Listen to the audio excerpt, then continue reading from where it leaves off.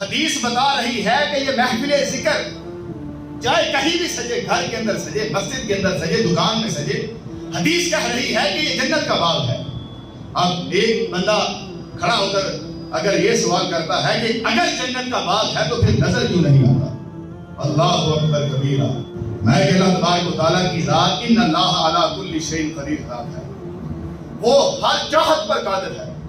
ان اللہ علی کل شیء قدیر، وہ ہر چاہت پر قادر ہے، وہ جو چاہے وہ کر سکتا ہے۔ اگر وہ چاہے تو ہمیں دنیا کے اندر بھی جنت کا باغ دکھا سکتا ہے، وہ اس بات پر قادر ہے۔ اگر وہ چاہے تو دکھا سکتا ہے، لیکن دکھاتا نہیں۔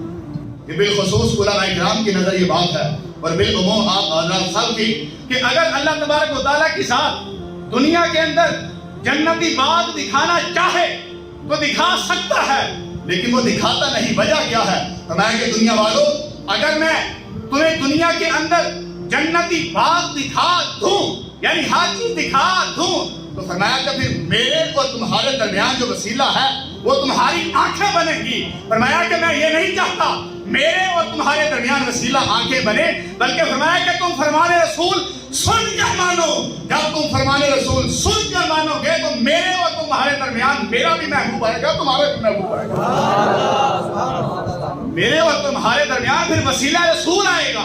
میں نہیں چاہتا کہ کسی بھی صورت میں تمہارے ہاتھوں سے دامن رسول چھوڑے۔